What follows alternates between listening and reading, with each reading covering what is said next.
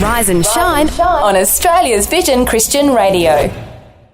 Well, I enjoyed today, Shell, having you on Rise and Shine again. Thanks for having me. It's always so much fun to come and join you and a couple of people around Australia as well as we do brekkie together. Yeah, and we really had some great calls from chaplains today. We had an army chaplain, a hospital chaplain, and then that caller from Chinchilla saying there's a community group starting a chaplaincy group to provide support in crisis. Like, how good is that? How good are chaplains? Helping in so many different areas of the community, and we really do appreciate everything that they do. It's not an easy job.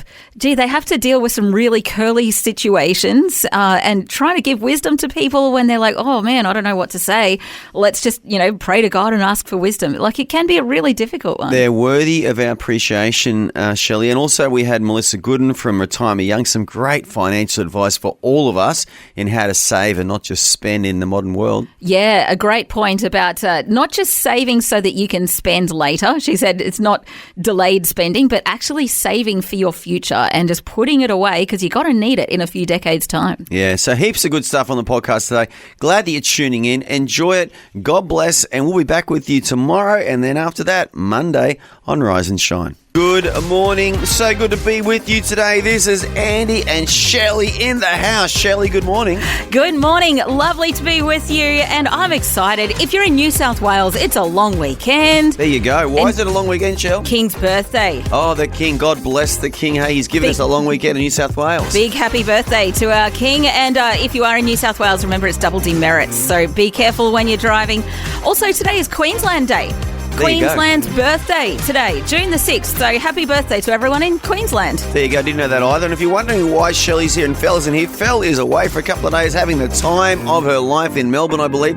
If you're in Melbourne, look out for Fel. You might see her in the streets or in a cafe or something like that. You'll probably hear her in the streets or in the cafe. There you go. Also, it is still National Chaplaincy Week. We're going to celebrate chaplains again today. As well as that, we've got Melissa Young from Retire Me Young, who makes a whole lot of sense, Shell, when we're talking about dollars and cents. So a great show today. But also, Shell, yesterday we talked about what did you think you were going to become in grade 12 and did you become that? Are you still that? Or did your career path take a different turn? We got some great calls about this yesterday. And if you didn't get a chance to call us yesterday, call us today. Let us know how your life turned out. Did it turn out the way you thought it would? Yeah, looking forward to hearing more of your stories on that, because I dare say probably for most people it didn't turn out the way that they thought it would. Certainly if you ask my 4-year-old, she's got lots of career aspirations at the moment, and I've had a few kids now I know to actually write down all the list of career aspirations as she says them, so that then I can one day bring them back out and say, hey, did you know that at one point you wanted to be a this and you wanted to be a that, and the list is already quite lengthy. Yeah, on their 21st birthday party, humiliate them. The Rise and Shine podcast.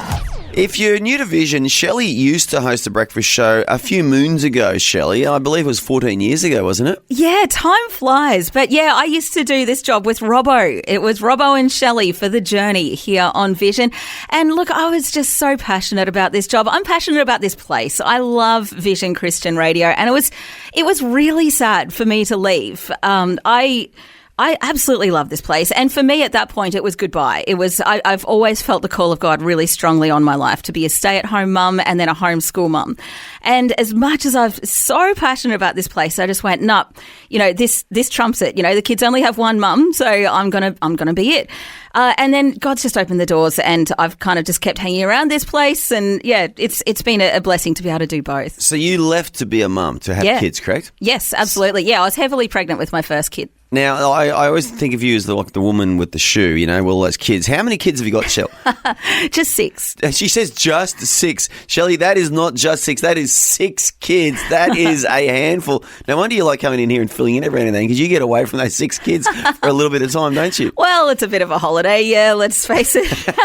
But I believe last night your baby just decided just to wake up a couple of times just to remind you that you are a mum before a radio presenter. Babies just know when you need to be awake at 4 o'clock in the morning, don't they? Yes. A big thank you, Joshua. Oh, they're awesome, though. You'd never do life without them. But, well, Shelley, I'm really looking forward to being with you for the next couple of hours, and we'll find out a little bit more about you. But, yesterday we did ask people, what did you think you were going to be in grade 12 and what did you become? Can I ask you that? What did you think you were going to be in grade 12? Yeah, all through high school, I was aiming to be a secretary. I just thought it sounded really fun and it'd be great. And I did a bit of work experience. I did a school-based apprenticeship in, office admin and whatnot. And then I finally got there and it was not exciting. And I think it was the particular job I was in. I was working at an engineer's firm and they were just not keeping me busy enough. There was just not enough for me to do. Yeah. And I just got bored. And then it was kind of at that same point that God was just calling me into Christian radio. Incredible. There's more to the story, but God just opened the doors and I just kind of fell into things and, without me really even... Like, I had no intention of being in Christian radio, but God, through even people's mistakes, in quotations there, paperwork got wrong, and then I ended up in work experience where I shouldn't have been, and that's where the initial seed was planted that God wanted me in Christian radio. Yeah, we call that the providence of God, don't we? That He's just working behind the scenes sometimes, even when we're not praying about it or thinking about it or imagining it even, it just seems to happen. I've heard of all-day breakfast on the menu, but here's a brekkie show available 24/7. Thanks for streaming the Rise and Shine Daily Podcast. Shelley, we're in the middle of a vision-a-thon. We had it last week. We're going to revisit it again next week for 3 days. What are some of your best memories of vision-a-thons in the past? Oh, so many. Where do you even begin? I think it's the stories. It's hearing from people about the difference that vision is making in their life. And there's so many that, when we're talking to these people, you go, man, if everything that we did here at Vision was just for you, it's 1,000% worth it. Like, I'm so glad that we exist, even if it was just for that one person. But the reality is there's so many of those kinds of people out there that you just go, wow, like Vision is making a huge difference in the lives of so many people. It's true. And, my suspicion is that there's a lot of stories out there we'll never hear. Oh, absolutely. Because some people don't ring up and tell us their story or send us a message. It's just like God encounters them and something amazing happens and they just get on with their lives. But Vision was a part of that and we never hear about it. Yeah, I had this revelation. We were just talking about how I used to be the brekkie host here. And radio is kind of a funny thing in that you have nothing to actually show for what you do. Like if you build a house, you can drive past that house and go, yeah, I built that. Or, I mowed that lawn or I did, the thing. I made the thing or whatever. Radio, our work quite literally disappears into thin air. Yeah. That's what we do. But sounds like my whole life, actually.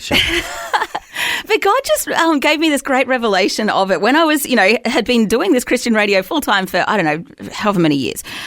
He said, no, Shelley, you're going to see that in heaven. In heaven, you're going to see the fruit. And that's where, there's going to be people in heaven because of Vision. Because of, my little tapping away here on the computers and maybe a word that I've said, there's going to be people in heaven because of that. And that's where I go, wow, that's even cooler than driving past a building that I've built. Yeah, that's a really good, revelation or realization. Yeah. But thankfully some people do have the boldness to call us up and message us and people like Eugene, Shell. Vision has worked so fantastically in my life. When I have been absolutely down, rock bottom, Vision has just come through. There's always good messages. The music is just fantastic. It's always God-centered, which is absolutely, for me, the best thing out there. Vision, when Vision discovered me, it just made a massive difference in my life, and a huge hole was closed. There you go. Just one of the many stories, Shell, that we hear from our listeners across Australia. Yeah, it's actually amazing, and we just love hearing all of your stories. Vision-a-thon, in case you're wondering, it is a fundraiser as well. We were going for $2.2 million, and look, we've got less than $1 million to go. We're sitting on $1.268 million. Which is 57% of our goal. Yay! We're getting there, guys. We can all band together and do our part. Chuck in your amount, and it goes in with everyone else's amount, and we can get to that $2.2 million really easily. That's it. And, so far 3,000 people have given all across Australia. And we want to thank every single one of you. And of those 3,000, 345, Shell, were first-time givers. And isn't it great to see people stepping up for the first time giving? Thanks for streaming the Rise and Shine Daily Podcast. Please subscribe to the show, rate it on your favourite podcast platform, and share the link on your socials. It all helps get the word out. Are you ready for a challenge? Listen to the mystery sound, correctly name the Bible story, and win a great prize. Sounds easy, but is it? Rise and Shine's Bible Stories Sound Off. The answer to your question, Shelley, is yes, we can. We can go back in time. We will go back in time because guess what? Oh, yes. Time to get in our time machine. I have a time machine. Yep. Helmets on. Not my time machine, but... Seatbelts. Whoa. Oh, it's the G-forces again. Whoa. And it's a biblical time machine. Woo. If you're new to Vision, we are flying back through time right now. And our time machine is so cool, it only lands in Bible stories. Well, that's handy. Mm-hmm. No boring bits in there. Just flew past the Philistine. No one just stopping to, sit down. So, as I said, if you're new to Vision, we've just flown back in time. We're about to listen to a sound from a story in the Bible. So I want you to lean in a little closer to your wireless right now because you're going to hear a sound from the Bible.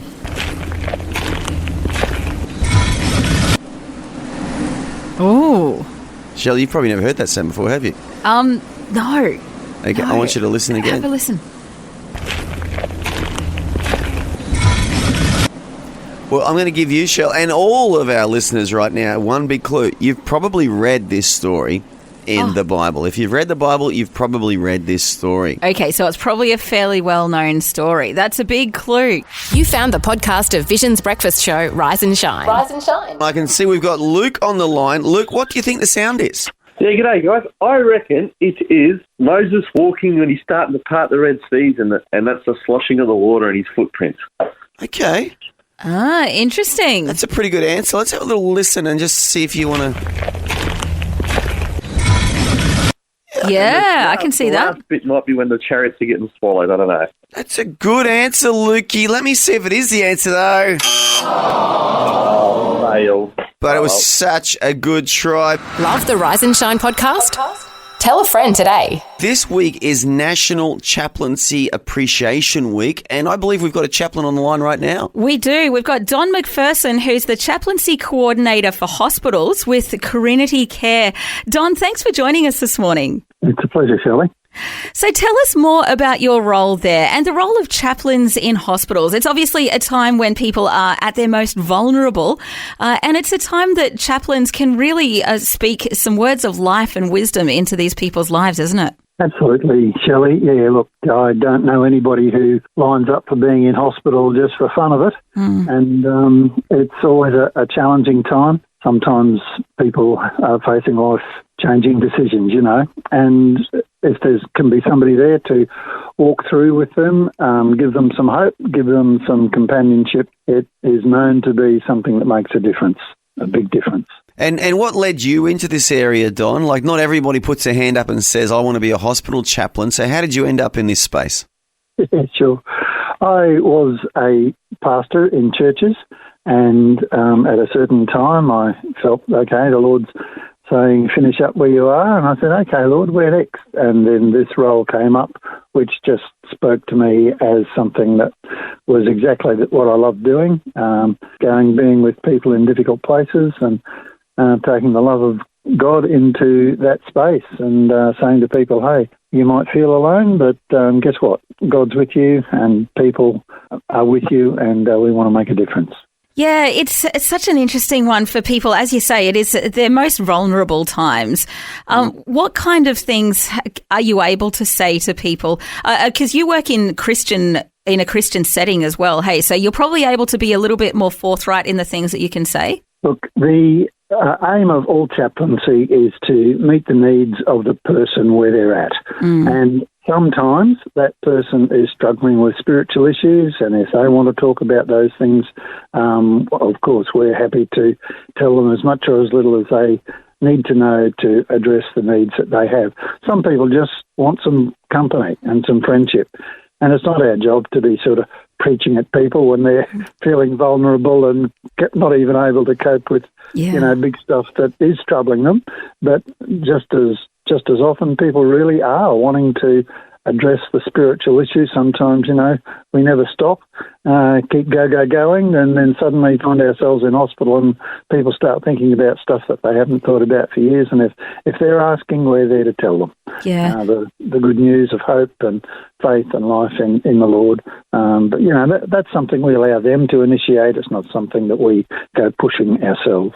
Yeah, absolutely. And it's a lonely place for a lot of people as well. Even if you do have visitors there during the day, there's still nighttime and, it's sad to see the visitors leave oftentimes for that person. And, it can be a really lonely time when they're at their most vulnerable, all these things going through their minds. So it's an absolute blessing to have you and your team going into the hospitals and being a wonderful chaplaincy voice. And just being a human being in the room with them is a massive thing. Exactly, yeah. And look, the medical staff do a fantastic job. They absolutely do. And the patients will tell you that. The people in the hospital say they're wonderful, but they're busy. They're just on the run. And when it's the role of the chaplain to come and tune in, listen to what's going on for them, and be a loving presence there, they really appreciate it. I've been in this role for so many years.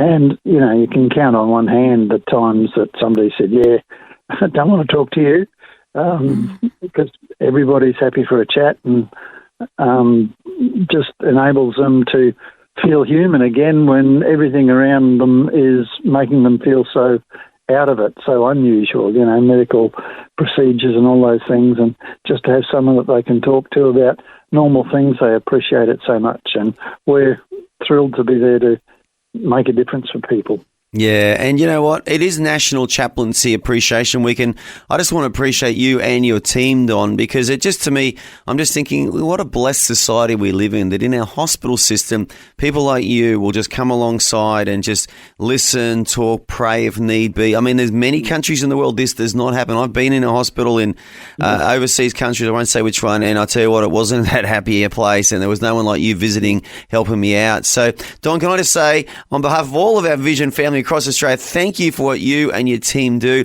for being such a blessing, really being the hands and feet of Jesus in the hospital system. Subscribe and listen to the Rise and Shine podcast in the free Vision app. It's easy and available everywhere. I got to say, winter is in the air. I've just been told that it's the opening of the ski season everywhere. So I thought I'd look up what is the weather prediction for Perisher. And look, it's looking great for the weekend. Is it? Yeah. Today, mostly cloudy, a bit of a chance of snow, but Saturday, Sunday, Monday, Tuesday, looking at snow and beautiful. Tops of 0 degrees. Can you imagine that? So you're making the prediction that it's going to snow over the weekend? Well, Shelley? I'm not making the prediction. It's the professional people from the website that are making the prediction.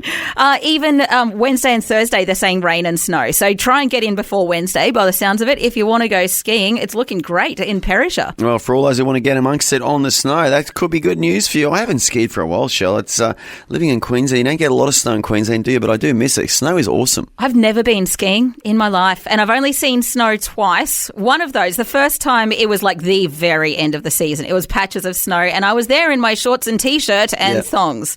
But how good is it the first time you see snow and the first time you touch it? It's magical. Make a snowball and throw it at someone. It's pretty cool, isn't it? It is. It is. Well, something else which is very cool is the Bible. So Proverbs chapter 1 says this, that a wise man will hear and increase learning, and a man of understanding will attain wise counsel. And I think what that's talking about, Shell, is being a good listener. Listen and actually learn more as we get older in life. It gets harder to learn as we get older, doesn't it? Well, you can teach an old dog new tricks. And I think we sometimes get that wisdom, don't we, that it's good to listen to other people and take on board their advice. And, of course, not everything people say is going to be something for you to take on. Sometimes we throw some of the advice, gently let that pass, but we have a think about it and soak it in. Brought to you by the generosity of Vision family members across Australia and around the world. The Rise and Shine podcast. Yeah, we want to say a big thanks to everyone who's gotten involved in Visionathon. Wasn't it an incredible 4 days last week as we heard your stories about what God is doing all around Australia? A lot of people got on board with the fundraising as well. It is faith building, it's fundraising. We're going for a goal of $2.2 million. We are well on the way, Andy. Yeah, we're at 1.268, which is almost 1.3 million. Well, in my books it is. It's actually actually 32,000 short of 1.3 million, but that's 57% of the total. Shell, more than 3,000 people have given. And, the reason that we're asking people to give, the reason we believe in Vision so much is stories, isn't it, Shell? We hear some amazing stories every Vision-a-thon about how people have been impacted by what God is doing here at Vision. Back in 2019, I was in a prison in Sydney. Was not a Christian before that, and connected with the chaplain inside the prison, and he led me to meet some Kairos people and do a Kairos short course. And yeah, life changed from that week in May. That I found Jesus, and everything changed for me, including listening to you guys. And that chappie gave you a copy of the Word for Today. Yeah, that used to be like my Bible in a way, I suppose is the best way to put it. I used to get up every morning and read the Word as Today. And I had a little Walkman and some earphones and found at the back of the Word for Today that you had the different radio stations and stuff. So I plugged that into the Walkman and was doing laps around the compound each day. And at night I'd fall asleep listening to Vision Radio, and it was just... Yeah, it was mind-blowing for me. It helped educate me about Jesus and being loved and forgiven, and helped me understand who I was and who I was in Christ's eyes as well. Incredible stuff from Mel there. And that is the difference that your donation makes. Yet another one of those stories where you go, you know what, if everything that we did here was just for that one person, it's so worth it. What an incredible story. And there's a chaplain involved as well. This is National Chaplaincy Appreciation Week. And look, I want to say a specific thank you to one of the many people that has given this Vision-a-thon, and it's Narina in Kirkwood in Queensland, which is near Gladstone. And Narina's given $200. Thank you so much, Narina, for your generosity, because you have helped us reach that tally, which is over 1.268 million now. Yeah, I want to say thanks to Sam from Labrador in Queensland for your $50 donation. Look, people are giving all sorts of amounts. There's someone in Western Australia who's given $1,000. There's other people giving $316. And look, I've got a Vision family member who didn't want to give their name, but I'm going to read it out because it's a first-time donation. They've given $811. I got no idea why they're giving that specific amount, but Narramin's near Dubbo. A lot of my family originate from that Dubbo region of New South Wales. So God bless you, Vision family member, for that first-time donation to Vision. It's people like you that are helping us do what we do here and helping lives like that caller just there, Mel, who Neil Johnson spoke to during Vision-a-thon, whose life was impacted so profoundly whilst in prison. Yeah, so be a part of it. It's not too late to be a part of Vision-a-thon. You can go to our website, vision.org.au, to make your donation, or you can click donate in the Vision Christian Media app. Great conversations and great friends. The Rise and Shine podcast. I'm just loving all these different chaplains that we're talking to this week, and now we've got an army chaplain. Yeah, there's so many different types of chaplains blessing all sorts of different types of people all around Australia, and it's a privilege to have Stephen Brooks, who is an army chaplain with the Australian Army, with us. Thanks for joining us today, Stephen. Oh, look, it's a great pleasure. Thanks very much for inviting me on your program this morning. Yeah, and we do want to just recognise it is the anniversary of D-Day today, yes. The 6th of June, 1944. Wasn't really an Australian operation. I think there's a few Aussies floating around on D-Day, but it was primarily Americans, Canadians and British. But it's still good to remember these important dates, isn't it, Stephen? Oh, of course. I mean, one of the most important things, I think, is there's a memorial up in Townsville that says we called and they served. And I think, it's certainly up for preceding generations to make sure that we remember them and respect what they did for us in the past. Mm. Absolutely. Now, we obviously need to ask you, Stephen, why did you become an army chaplain? Oh, look, it's a really mixed bag, isn't it? I mean, most things are like part of it was the adventure, part of it was testing myself, but I think I was just drawn to it because of the sacrifice, and I think there's a long history and a sacred history of Australians standing up for what is good and right, and as I often said, the worst thing that happens is good men just allow evil to continue, and I think that's definitely what attracted me to it, and obviously as a priest and minister, also to provide that solace of faith to people. Mm. So tell us more about your job. What do you actually do, like on a day-to-day kind of basis? Well, it's a little bit different now, but because obviously as you move through chaplaincy, what we have is a support chaplaincy, and that really is our bread and butter. So I'll probably speak to you more about that. I do more, currently at the moment, I also head up recruiting for Army chaplaincy, and the editor of a journal, and as a performance coach also for chaplains in exercise. But the role of a chaplain is really diverse. It is about providing support to soldiers, it may be, and their families. It may be, dealing with crisis situations. It may be supporting them during difficult times. But I think one of the most important things about chaplaincy is about being a presence. So that might be in the base, it might be a family home, it might be a church on a Sunday, but really at the very foundationally what the role of the chaplain is to be alongside the soldiers in the battlefield. And so our chaplains not only need to be qualified and have all the experience, but they need to have that commitment to, in a sense, get their hands dirty and be alongside the soldiers through their trials and tribulations.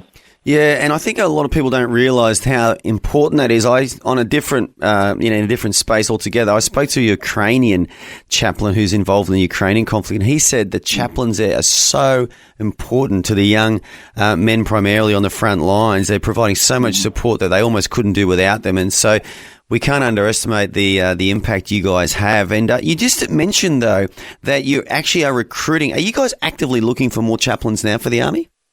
Oh, yeah, all the time.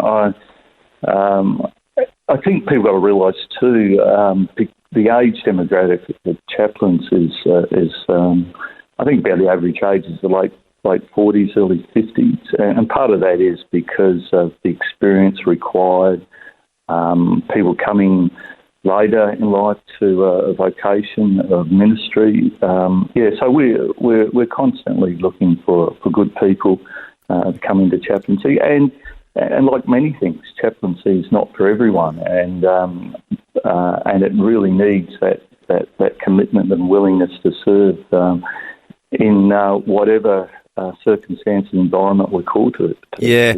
Well, this is National Chaplaincy Appreciation Week, and can I just say, on behalf of all of our Vision family across Australia, we appreciate you and all the chaplains in defence, not just Army, but the Air Force and the Navy as well. I know you guys do a vital role. I've got a few friends in the military. I know you guys do an amazing job, and we just want to say thank you for what you do. And if someone is listening to this now and thinking, you know what, I'd like to look into becoming a chaplain in the military, what's the best place for them to start that journey? Oh, look, I think pop onto the ADF Careers website and have a look on there. There's an area there for chaplaincy. It's just not Army, obviously. It's Navy and Air Force. They might know a chaplain, or their medicine might know a chaplain to get in contact and start discussing that. But we're only too happy to assist and help them understand what the requirements are and how they might be able to apply. And I think it's also important to realise too, they'll need the support of their sending community or their denomination. Yeah. That's really important. Their local church, yeah. Yeah. Brilliant, Stephen. Hey, we want to thank you so much for your time, brother. And again, just well done. You're doing an amazing job, you and all the chaplains in defence. Lots of laughs with lots of heart. The Rise and Shine podcast. I'm in an interesting phase at the moment when it comes to kids' sleep, Andy, because we have a 13-year-old who's officially hit that teenage sleepyheadness. Yep. And the 11-year-old is not far behind. Now, hang on, Shell. If you're just joining us, I need to just put this out there. Yep. Shell is a mother of 6. She says just 6, and I say, are you serious 6? I mean, 6 is so many kids. But yeah, I'm so I tell you, look, a bunch of our listeners are going to have 10 or more kids. kids, so I've got nothing. I'm still catching up to them. But so the eldest is 13, the youngest is 16 months. And so we've been in this interesting phase of you get up with the youngest at like 5:30 in the morning. The eldest stays asleep. And so you do breakfast with everyone. So the difference here is that we homeschool. And so we don't usually have a hard time marker that we have to be out at the door. Or if we do, it's later in the morning kind of thing. Yeah. Which does help a little bit, doesn't it? It really is great to let the kids get the sleep that their bodies need. So that really is a blessing. But there certainly are times that I do need to wake up the big boy. So anyway, we get the baby up, we have breakfast with everybody else and, do all the things and then go and put the baby down for the first nap. And baby goes down at, 8:30, thereabouts. Get the baby off to sleep and then go and wake up the teenager for the day. The monster. It's funny like that. And he is impossible to wake some days. There's some days that I'll put the baby/toddler on top of the teenager to let him attack him and kiss him and, whack him on the face and poke his eyes and you do whatever babies do. Does it work? No, it still doesn't work.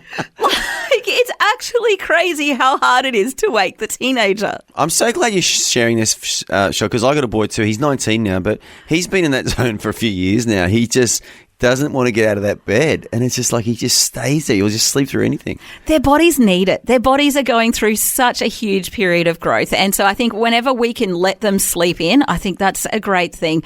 Not only is it important for their bodies and their brains, but I think it's probably a blessing to the rest of the family if they had a good sleep and are feeling refreshed and happy, if you catch my drift.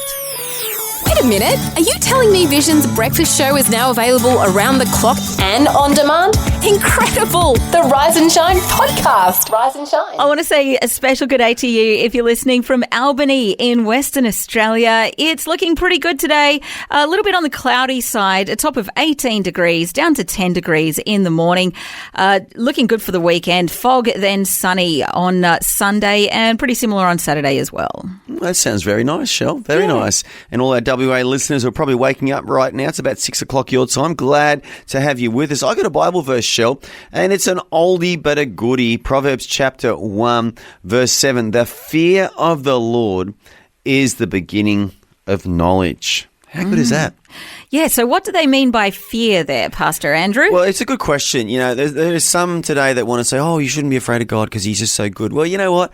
I think you should be afraid of God because in the Bible, in the book of Revelation, John, who was so close to Jesus, he leant on his breast and they hung out together. When John saw Jesus after he'd risen from the dead, the Bible says John fell at his feet and was like, whoa. There's a healthy fear of God. And what that means is you recognize that God is God. And we're the creation, and it's like, whoa, God is God, and I've got to bow down to him, I've got to worship him, I've got to listen to him. And I think that's what that scripture means, that when you reverence God in that way, you tend to listen to someone that you reverence, and you tend to take on board what they suggest to you as a course of life. So that's my definition of the fear of the Lord. Yeah, love it. It's well offset with the whole thing of him being our Father as well, and that we do, and we can come boldly to the throne of grace as well. So it's just one of the very interesting aspects of God. But yes, he is the eternal heavenly Father who is, just mind-blowing. You're a mum of six, aren't you? You're a parent. I mean, let's be honest. I think it's healthy if we respect our parents and at times we fear the consequences of poor choices. There's such a thing called discipline in the Bible. When I went to high school, Shell, I got caned in grade 7 with a really thick cane for misbehaving. And I'll tell you what, I feared the school's discipline after that, but it didn't mean that I hated them or I was too afraid to go to school. I went to school every day, but there was a healthy fear of the consequences of poor choices. And yet with your parents, if they discipline you, you still love them and you still want to sit on their lap if you're young enough and say, oh, Daddy, it's so good to be with you. I love you, Daddy. But there's still a healthy fear of our parents as well, isn't there? Wow. Yes. I love it. A great sermon from Pastor Andrew. We're going deep and it's just really we are. I've heard of all-day breakfast on the menu, but here's a brekkie show available 24/7. Thanks for streaming the Rise and Shine Daily Podcast. Today, we're going to talk to Melissa Goodin from Retire Me Young. And guess what, Shell? She makes a lot of sense when it comes to dollars and cents. She so does. Melissa, welcome to Rise and Shine. Thank you, Andy. Thank you, Shelley. Love to be here. Hey, we just came out of a song called Unbelievable, and I reckon a lot of people are going to think this is unbelievable. You're going to tell us how to save $40,000 and invest it. For some people, that seems like really way out of reach, doesn't it? It seems unbelievable. Tell us, how do we do this? Yes, Shell. Well, it's actually just a typical day at Retire Me Young because this is fairly simple for most of my clients, but it's not simple when they walk in the door. So a typical client, and we're really bad at saving in Australia, it's really just not our culture. So it's no one's fault, it's all set up that way, and we have to kind of change things. So a typical client would walk in the door kind of spending everything they earn. They might be putting everything on a credit card, thinking they're doing the right thing because the bank came up with this strategy around using your Offset account and your credit card. My opinion, it's a terrible strategy. It does not work. So most people come in, they might have a credit card, they might have a car loan, and then I say to them, how are you saving? What are you saving? And they go, oh, we don't spend much, we're okay at saving. And I said, oh, what do you save? And they might say, oh, we save, $200 a pay or $500 a pay. And then I say, oh, where is that money? Where is that? How long have you been doing that for? And inevitably they go, there's only $2,000 in our bank account. We kind of spend it on a holiday, or we ended up spending it on a car or something. So I say to them, so you're not actually saving. You're just delaying spending. So for me, saving means you don't ever spend it. It's out of your money and it goes into your future, into your investments. And that's the thing that most Australians don't really do very good with. So, okay, let's stop there, Melissa. So you're saying that as a society, we are just in the habit of spending money and not really saving money. That's your observation for our culture, is it? Absolutely. It's so easy. We are just, it's tap, tap, spend, spend.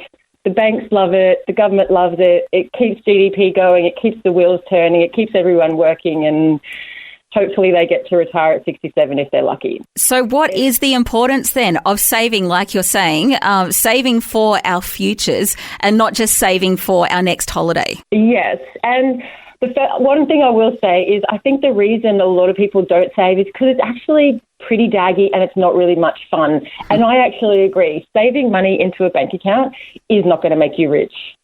It's not really going to get you that far. It's good, but it's not really the thing that's going to give you the big result. So I get it. Saving to a bank account, not very cool. But when you go beyond that and go, okay, what can you actually do if you're living in cash flow surplus every year of your life? So when I run some numbers, when a client walks in the door, we flip their situation around, have them saving $40,000 a year. If we start putting that into an investment and we do that every year for 10 years, that investment would be worth, on average, $687,000 in 10 years' time. Wow, that's good. Now, your future self will thank you. Well, if you add that, because my company's called Retire Me Young, so if you add that to a typical person's superannuation balance, say you've got a couple in their 40s with a reasonable superannuation balance, a reasonable job, their employer's putting contributions in. If you wake up in 10 years' time with your future superannuation plus your $687,000, that is oftentimes enough for a couple to retire on. So when you say, turning your life around, starting saving, starting investing might not sound very exciting now, but if you can imagine 10 years' time, we don't need to work if we don't want to, or we can drop down to a part-time job, that then becomes a lot more exciting. The Rise and Shine podcast. Now, today you're telling us how to save $40,000 and invest it. And I think a lot of people are thinking, that's impossible, can't possibly do it. And you've just made some really good points about how we're not just saving for delayed spending, like we're not just saving for a new car or saving for a holiday. We're saving for our futures. And when we invest it properly, it ends up, building to a decent sum of money so that we can retire young. But I think a lot of people are here going, well, where do I find that $40,000? How do I possibly do that to really start that, savings nest egg? So give us the details, Melissa. How do we save that money? Okay. So firstly, it involves sitting down and looking at everything, right? So I do this. It usually takes about half an hour with a client. So you sit down, and you work out, okay, what are our after-tax incomes? What are all our sources of income? And yes, you have to do a budget, but you do a budget once. You do a budget once because living on a budget doesn't really work, in my opinion. So you do a budget once and you work out, what are my incomes? What are our fixed expenses that we have no choice about, and things that we can automatically direct debit, like all your regular bills and all your regular, like your gym memberships or anything, any debt repayments and things like that. So donations to Vision, all of those things. Yep. Yes. And then you need to have a separate column for all of what I call your varied expenses. Now, I don't remember, like if you remember when you were young or you're at university or you weren't earning very much, if you had enough petrol, you filled the tank up. If you didn't, you just put $50 to get you through to payday tomorrow. Same thing, if you didn't have enough food to get through that week, you would just go into the freezer, you might go into the pantry and work out, okay, I've got $50, what can I get for the rest to get me through the rest of the week? It's not very exciting stuff, but it's this kind of stuff where if you go through a budget and work out what do I need, what's fixed, and try and automate all of the things that are fixed and those varied expenses, give yourself a weekly allowance just to cover those bits and pieces, food, petrol, cafes, any of those bits and pieces to get you through to the week. If you can, I call it structural finance, if you can set a budget that works realistically, give yourself a weekly allowance for just bits and pieces, you will find there is a large chunk of money. And a typical client, it's literally about $28,000 to $70,000 a year for a couple. So it's very, very normal. So if you go through a budget, look at what you can start. And the first important thing is set it all up so it's automated. You should never be paying a bill in this day and age. All of your bills should be automated. Your mortgage should be automated. Your rent should be automated. Everything should be automated except that weekly amount of bits and pieces spending that you give yourself every week to spend. And if you run out the day before the money goes into your bank account, you just have to live out of the pantry, as daggy as that is. Then the next step is once you've got that budget, you've set everything up to automate, you then have to automate your weekly investment amount. So you need to set up an investment that you can pay into every single week or every payday so that it's out of your bank account. Once it's out of your bank account, it goes straight into the investment, and it should be hard to sell down, so you can't access it. You can't just dip in. And this is why a lot of people say Barefoot Investor is great. It doesn't work because you've got access to all of these special accounts. You might have 5 different splurge accounts and this account and that account. But if there's nothing stopping you from just opening up your banking app and dipping into that account, it's never going to work. Yeah, interesting, because it depends on your level of self-control, and it can be all too tempting to dip in and grab that money out. Well, I say humans don't have willpower. I feel like humans don't really have willpower. So for me, I don't even try and use my willpower. I just set it up, automate it, and take the control away from yourself, because you don't need to make those decisions every day. If it's automated, you don't have a choice. It just gets invested. You get your weekly amount, and you just get on with your life. Yeah. It can be surprising how much we spend places as well. One thing we've found really helpful is to do it as a bit of an exercise over the course of, a month or a few months or even a year or more, is to write down every single cent that you spend and categorize it. And you can be really quite surprised on, what seems like $5 or $10 here and there.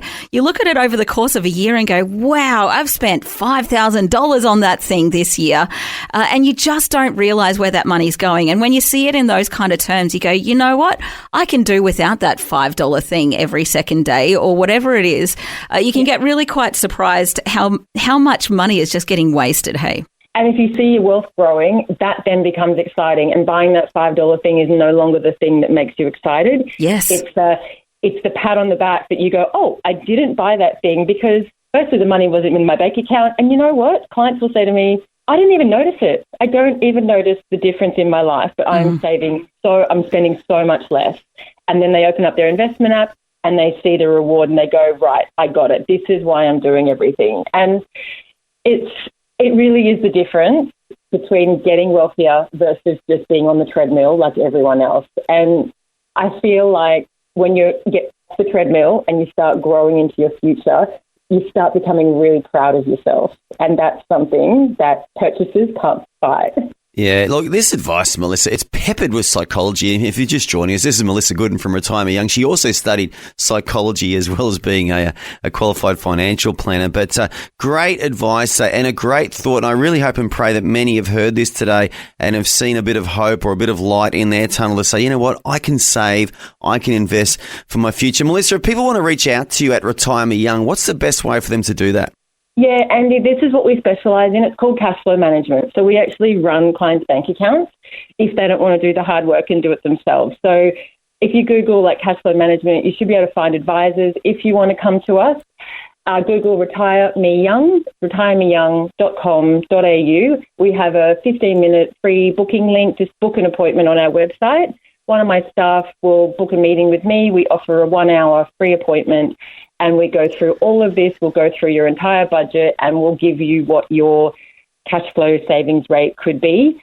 And it's really, really important that everyone sits down and does this. Just do it once and set yourself up on the right path. It definitely is. And the Bible talks about this. It's called stewardship. But Melissa Goodin from Retire Me Young, I want to thank you so much for joining us today on Rise and Shine. Thank you, Andy. Thank you, so lovely to be here. Thanks for streaming the Rise and Shine Daily podcast. Please subscribe to the show, rate it on your favourite podcast platform, and share the link on your socials. It all helps get the word out. We love Chappies and all they do around the country for people in all sorts of situations, hospitals, schools, army, or defence force, all sorts of different places. Even here at Vision, we've got some chaplains. But I did touch on something with the chaplain. I said today is the 6th of June, which is the anniversary of D-Day in 1944. The Americans, the Canadians and the British landed on the coast of France to liberate Europe, or to start to liberate Europe from the Nazis. And it just makes me think, Shell, you know what?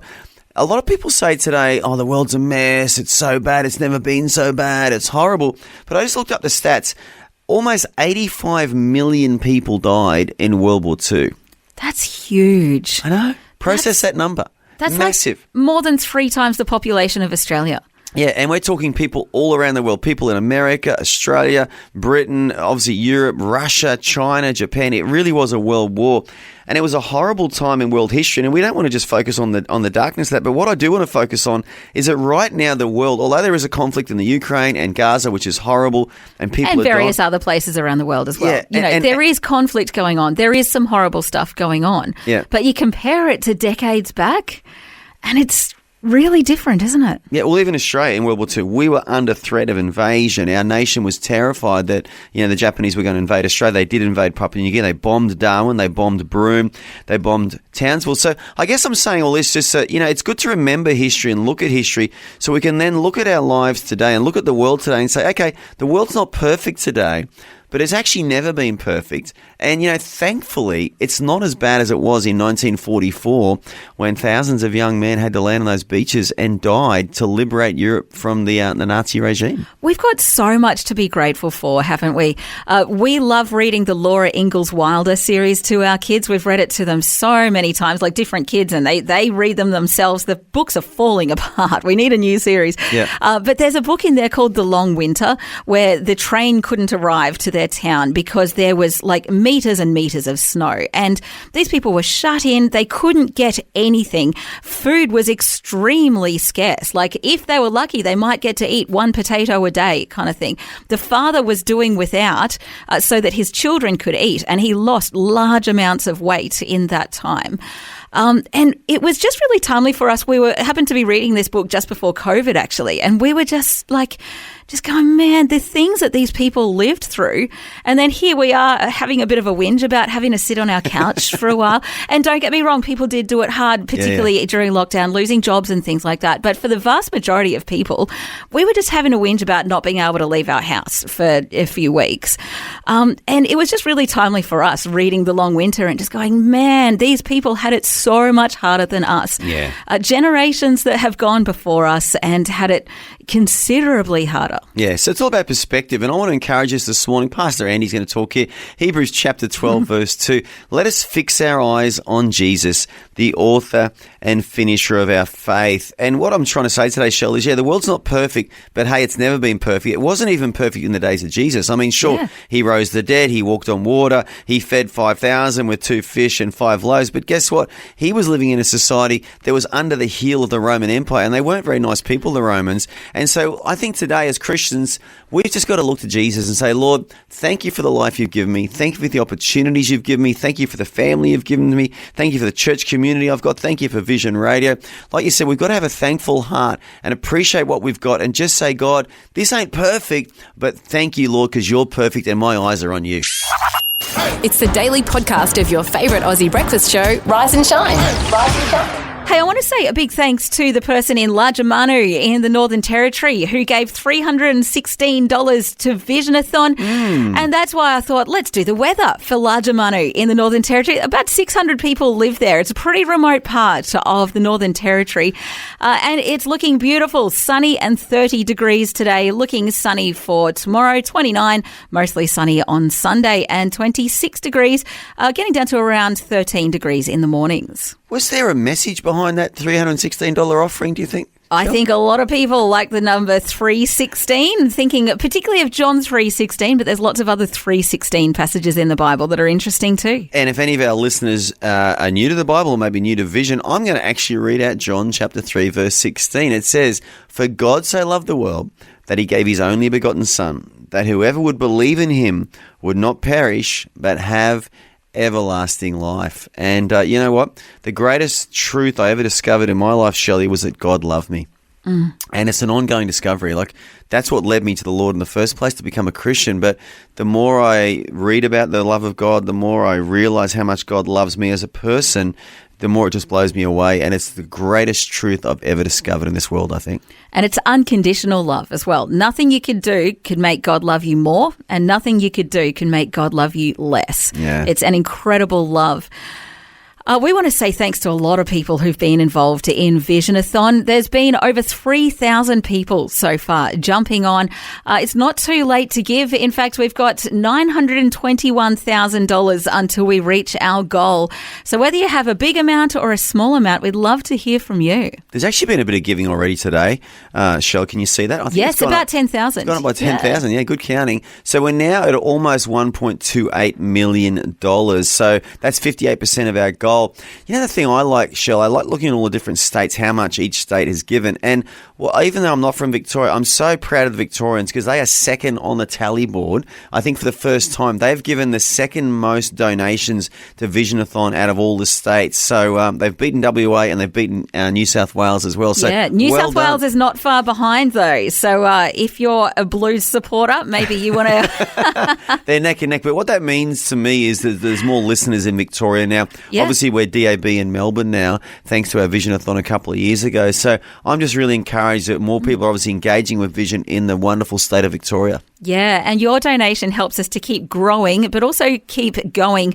I said that wrong. Keep going and keep growing as we reach out into more places around Australia. Getting the word out, it's one thing to exist. It's another thing to let people know that we exist, and so we can be a blessing to more people. You found the podcast of Vision's breakfast show, Rise and Shine. Rise and Shine. We've had a call out from a man called Brian. He's in Chinchilla, and he's told us there's a community chaplain team that they are building. This is Chaplaincy Appreciation Week. So, Brian, thank you for letting us know, and welcome to Rise and Shine. Yeah, g'day guys. Yeah, just didn't know whether you'd heard about this or not, but it's pretty exciting. No, hadn't heard about it. So thanks so much for getting in touch. Tell us more about this community chaplains team. So the idea is that we train a team of chaplains, and whenever there's a crisis, like we have floods and fires and all sorts of stuff happens out here, seems like. And so we've got a team of people ready to go into especially the evacuation centres, or just to circulate around the community, just to talk to people and to be there for them and to start to meet their needs and point them in the right direction and just generally help them, yeah. What a fantastic initiative, because as you say, we live in Australia, the land of the floods and fires and all sorts of disasters and even just big things that go on that are human-induced as well. And we really need people out there speaking words of life and hope into our community. Is this an initiative of a particular church, or are churches working together? How's it all working? Yeah, okay. So Country Hope Church in Chinchilla is a great church. We've got 4 locations, and our pastor's really connected into the community. And he's actually done over 40 weddings and funerals in the last 12 months. Man. Most of them are outside the church, those people. So, it's got amazing community connections. And we also have an amazing counselling department which has several staff run by an amazing lady called Christy Howarth, and she's somewhat behind this, and Chaplaincy Australia, just to raise up a team so that we're really well prepared for the next crisis that happens, Well, you are. Chinchilla is a country town, and it's a beautiful town. I've been to Chinchilla. I do like it there. But the reality is, Brian, you probably know this as well as I do, the stats are not good in regional Australia, particularly for young males struggling with mental health and poor choices they can make as a result of that. So there is a real need in country Australia, isn't there, for support such as this? Yeah, definitely. It's a bit of a new initiative in terms of because ACC has got behind it and Alpha Crucis College with the training of the chaplains, and I'm not sure how many we've got so far. I think we've got about 10, and they're all ages too. There's even like young mums in there and all sorts of people that are happy to be a part of it, and getting all trained up now, and it's just a great initiative. Yeah, that's fantastic. Should be more of it. I love it, Brian. Yeah. What a blessing. There we go. Watch this space. Yeah, what a blessing for your community, and it's great to be on the front foot with that rather than, scrambling after there is a disaster. You're there and ready and prepared. And I got to say too, I think those skills that those people will be learning will be helpful in their everyday lives too, not just when there's a big, disaster that strikes. Oh, so true. Just one example, we recently started our first little outreach, inverted commas, at the local show here, and they're big in the bush, the shows. Yeah. Just had a tent, and we went and I didn't personally do this, but our leader went to the show committee and put the proposal to them, can we have a chaplaincy tent at the show? And one guy was there, the policeman, he put his hand up saying, this is the greatest idea ever, we got to run with this. And basically everyone said, yeah, we want this, we want chaplains at the show. So just one example, the community wants these people. They just, because it's like a lot of people don't have a connection to a church or a pastor per se, but it's just a great way into the community just to, just to serve people and be Jesus to people out there in the world. Yeah. Brian, just listening to you, we've spoken to an army chaplain today. We've spoken to a hospital chaplain today on the show. Yeah. Now we're speaking to you.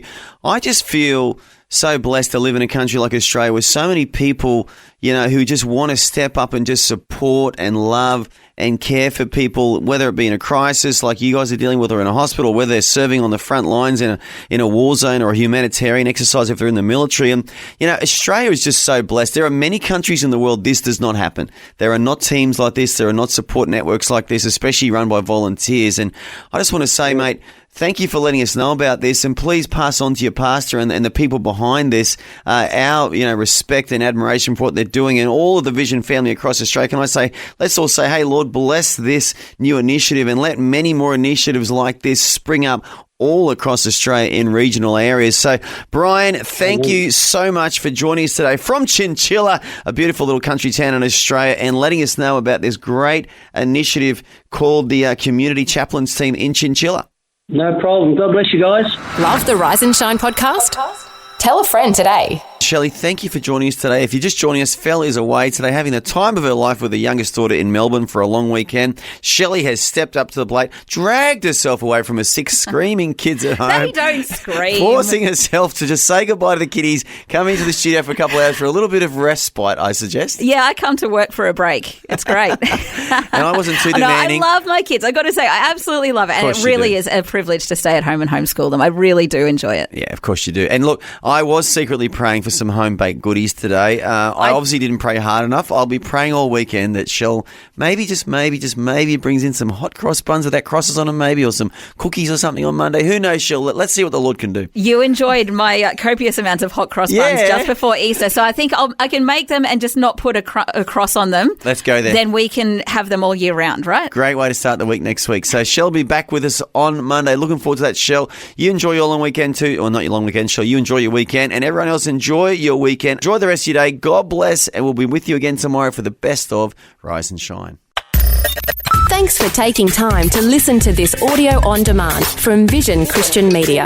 To find out more about us, go to vision.org.au.